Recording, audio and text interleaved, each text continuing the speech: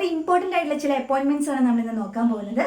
നമുക്കറിയാം നമ്മളുടെ ഇപ്പോഴത്തെ പ്രസിഡന്റ് 15ാമത്തെ പ്രസിഡന്റ് ആണ് ദ്രൗപദി മുർമു.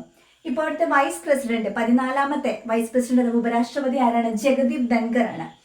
14ാമത്തെയും 15ാമത്തെയും നമ്മുടെ പ്രധാനമന്ത്രി ഒരാളാണ്, ഇപ്പോഴത്തെ പ്രധാനമന്ത്രി നരേന്ദ്രമോദി. ഇപ്പോഴത്തെ CJI chief justice of India, supreme കോടതി chief justice DY Chandrachud, justice DY Chandrachud. Attorney general R വെങ്കിട്ടരമണിയാണ് നമ്മുടെ ഇപ്പോഴത്തെ അറ്റോർണി ജനറൽ. CAG ഇപ്പോഴത്തെ comptroller and auditor general CAG GC Murmu ആണ്. CGGC ഓർത്ത് വയ്ക്കാൻ എളുപ്പമുണ്ട്.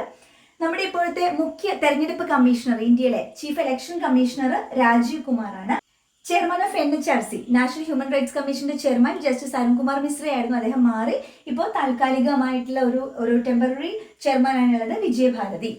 ഇപ്പോഴത്തെ നീതി ആയോഗിന്റെ CEO ആണ് ആര്? BVR Subrahmanyam. CEO of NITI Aayog BVR Subrahmanyam. ഇപ്പോഴത്തെ നീതി ആയോഗിന്റെ വൈസ് ചെയർമാൻ കഴിഞ്ഞ എക്സാമിനേഷൻ ചോദിച്ചിട്ടുണ്ടായിരുന്നു, റീസെന്റ് നടന്നത് ആരാണ്? സുമൻ ബെറിയാണ്.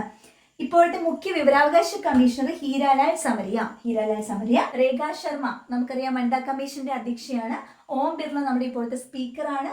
ദെൻ നമ്മുടെ ലോക്പാൽ ഇപ്പോഴത്തത് AM ഖാൻവിൽക്കർ ആണ്. പിനാക് ചന്ദ്രഘോഷ് ആയിരുന്നു. പിനാക് ചന്ദ്രഘോഷ് മാറിയിട്ട് ഇപ്പോൾ ഖാൻവിൽക്കർ ആയിട്ടുണ്ട്. നാളെ എക്സാം എഴുതാൻ പോകുന്ന എല്ലാവർക്കും ഓൾ ദി വെരി ബെസ്റ്റ്.